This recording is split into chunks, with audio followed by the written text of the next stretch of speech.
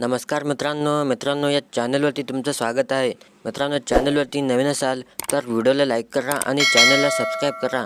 तर बघा मित्रांनो खरीप पीक विमा संदर्भात आज आपण मोठी अपडेट पाहणार आहोत। मित्रांनो, या जिल्ह्यातील शेतकऱ्यांना आता या पीक विम्याचे वाटप करण्यात येणार आहे। मित्रांनो, याची यादी सुद्धा प्रसिद्ध करण्यात आलेली आहे। मित्रांनो, ही यादी तुम्हाला ग्रामपंचायत किंवा तुमच्या कृषी विभाग खात्यामध्ये किंवा कार्यालयामध्ये ही यादी तुम्हाला पाहायला मिळेल।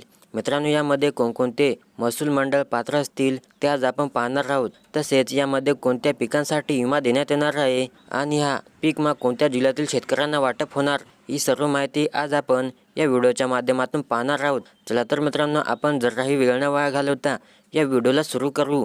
तर बघा मित्रांनो आता पीक विमा वाटपाला सुरुवात झालेली आहे।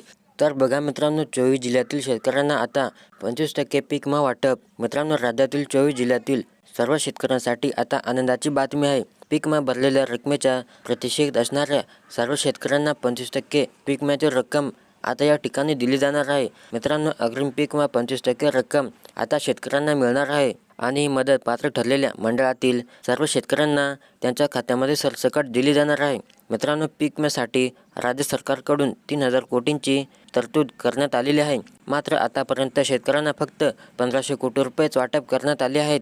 मित्रांनो, आता उर्वरित 1500 कोटी रुपयांचा निधी मंजूर करून तात्काळ वितरण करण्यास सुरुवात झालेली आहे। मित्रांनो, आपण याबद्दल सविस्तर माहिती पाहू। बघा मित्रांनो, या अग्रिममधून काही पिकांना आता वगळण्यात आलेले आहे। मित्रांनो, सोयाबीन उत्पादकांना 25% अग्रिम मंजूर करण्याचे मान्य केले आहे। यामुळे जिल्ह्यातील 6.5 लाख हेक्टरवर पेरणी झालेल्या सोयाबीनसाठी 8.5 लाख विमा भरलेल्या अर्जदार शेतकऱ्यांना 965 कोटी रुपये अधिक अग्रिम रक्कम मिळण्याचा मार्ग मोकळा झाला आहे। मित्रांनो, ही रक्कम येत्या 10 तारखेपर्यंत सर्व शेतकऱ्यांच्या खात्यावरती जमा होणार आहे।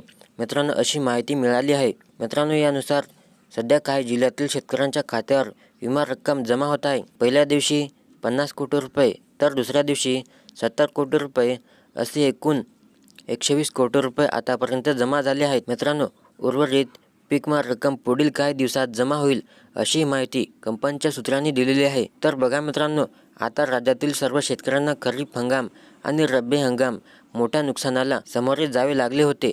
यानंतर त्या नुकसानाचे पंचनामे करण्यात आले होते। मात्र अनेक शेतकऱ्यांना याचा लाभ अतिशय कमी मिळाला। त्यामुळे शासनाने याबाबत किमान नुकसानग्रस्त शेतकऱ्यांना 1000 रुपये निधी मिळावे म्हणून पंतप्रधान फसल विमा योजनेमध्ये तरतूद केली होती।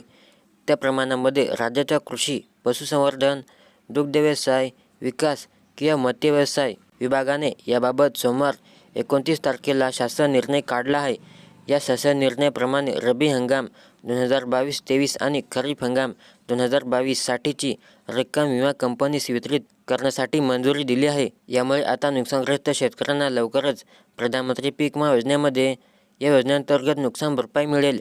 राज्यात पावसाळ्याच्या सुरुवातीस पावसाने दमदार हजेरी लावली होती, ज्यामुळे मोठ्या प्रमाणावर शेतकऱ्यांचे नुकसान झालेले होते। मित्रांनो, याचबरोबर शेतातील खरीप हंगामाचा सोयाबीन, कापूस यासह इतर पिकांचेही नुकसान झालेले आहे। त्यापाठोपाठ निसर्गाच्या लहरीपणामुळे पेरण्या लांबणीवर पडल्या आहेत। रब्बी हंगामात देखील शेतकऱ्यांना काही मिळालेले नाही। तर बघा मित्रांनो, दरम्यान राज्यातील नुकसानग्रस्त शेतकऱ्यांना प्रधानमंत्री पीक विमा योजनेअंतर्गत भरपाई देण्याचे निर्देश सरकारने दिले होते। तसेच याबाबत पंचनामे करण्याचे निर्देश देखील देण्यात आले आहेत।